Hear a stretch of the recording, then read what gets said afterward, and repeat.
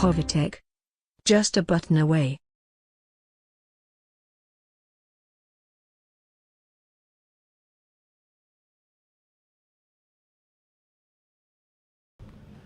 In this video, I will explain how to disable encryption on your Android device. You might have come across some approaches where you use a custom recovery and you flash a decrypt zip. And in some instances, you modify necessary files using a root file manager. But in this approach, we'll be tinkering with the firmware itself, right? And I'll be using the vendor image. I'm targeting the vendor image because since that is where it exists. Now, what does this encryption look like? If you go to your device under your security, under your settings security, mine is somewhere around here.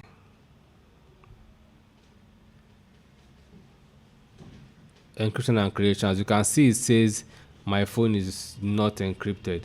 So there are times you want to remove the encryption. Maybe you want to be able to back up your user data easily using the custom recovery of whatever it is you want to do. Although there are apps like Swift Backup and the rest that allow you to do that if you have root, but some apps are not supported and whatnot. But anyways, you just want to remove encryption. So I'll be discussing how to achieve something like this. All right. Now you're going to need a Linux interface, a Linux based PC. You can set up Linux on your Windows using VMware. I'll link to a guide on that. You also need your super image. My super image is somewhere here. Yeah, I have my super image over here. Okay, so first I'm going to unpack the super image, then I'm going to tinker with the vendor image, then I'm going to remount that. I'm going to mount it, I'm going to modify it, I'm going to unmount, then I ready to flash that. And in some cases you might want to repack your super image. It's possible to do that, but I will not be delving into that in this guide. And also in some instances, you also need to generate a new vmeta.img, vmeta system, vmeta vendor, and other things. Yes, that's the vmeta area, especially for Unisoc devices.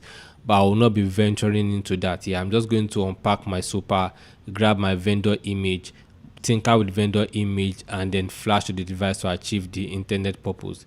And don't forget that after this, you need to do a factory reset because if not, you are going to probably get a boot loop or something. So you need to wipe your data in order for this unencrypted state to persist. So first you launch terminal.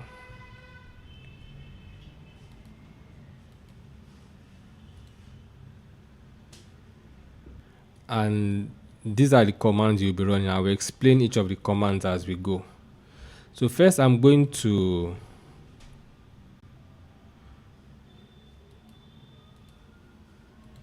convert this to exe4. That's the super image itself. Now this command might take a while to run, so you have to be a bit patient.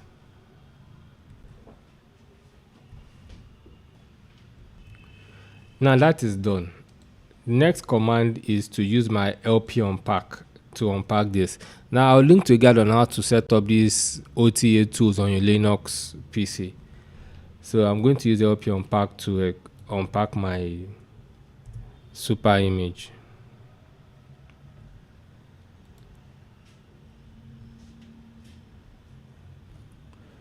Now LP unpack is done.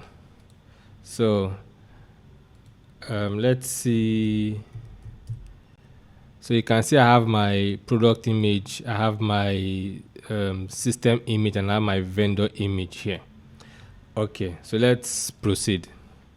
So next I'm going to resize the file system for my vendor image.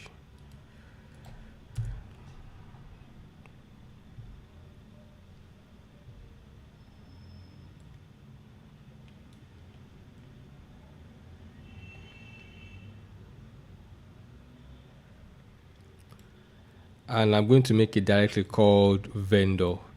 This is so that the mount operation can save the files into the vendor folder.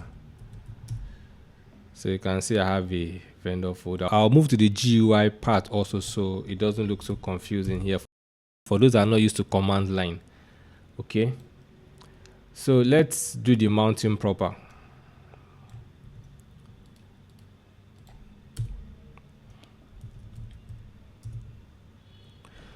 Now, if I'll go over to the GUI, you can see I have my vendor folder which I created earlier on, and here I have all these files over here.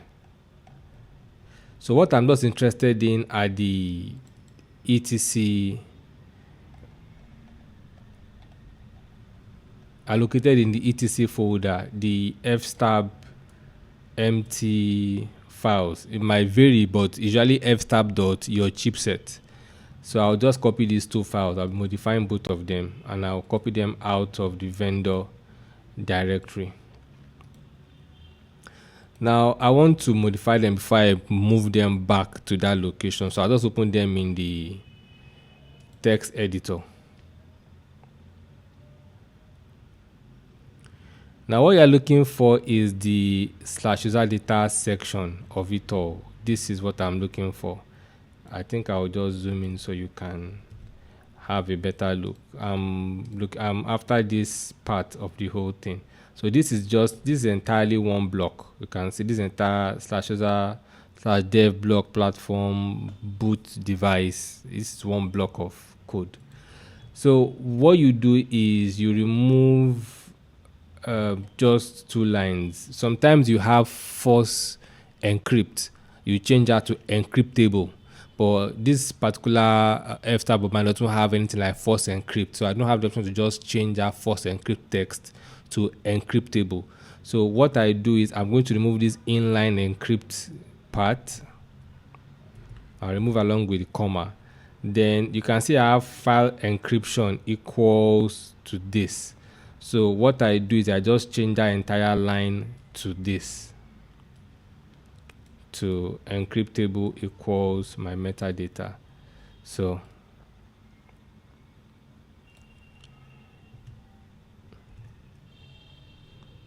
and then I save.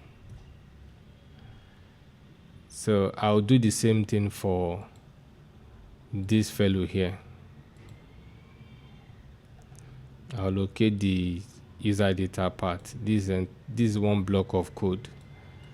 So next I will remove the inline encrypt here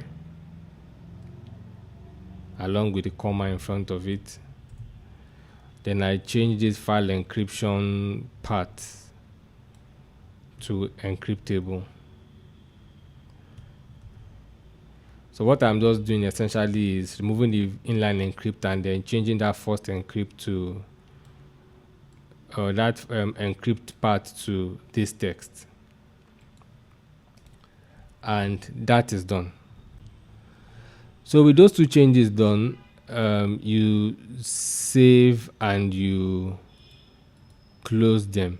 So you can just reopen them to confirm that your changes persisted. So I will do that very quickly.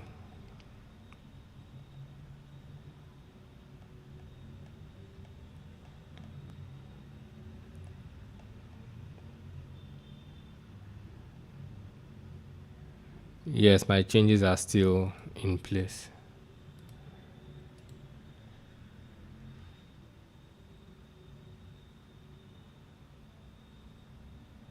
Yes. Now I'm ready to push these two fstab files back into the vendor directory. But I'll do that using the command line, because if you try to copy directly from the GUI, you might get a permission error, because recall we mounted as super user as SU. So we are as sudo, sorry, I said super user, mounted as sudo. So if you try to copy it directly, I'm probably going to get an error. So I have to do that from the command line. So from the command line here, I run this command.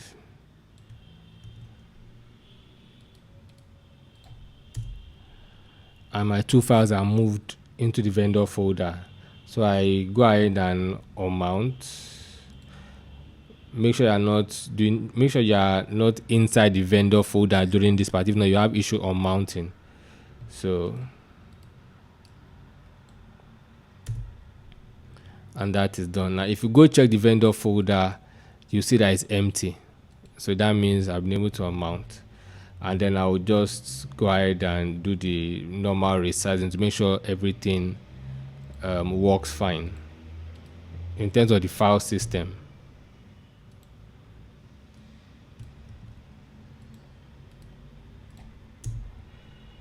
And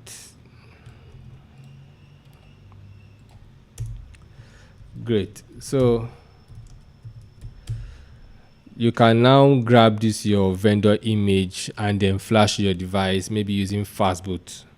All right. Then after flashing, make sure you do a factory reset, and you can then check encryption and it should be disabled. So that's how to disable encryption on your Android device by tweaking the vendor image, in this case in Linux, Ubuntu to be precise, for this guide.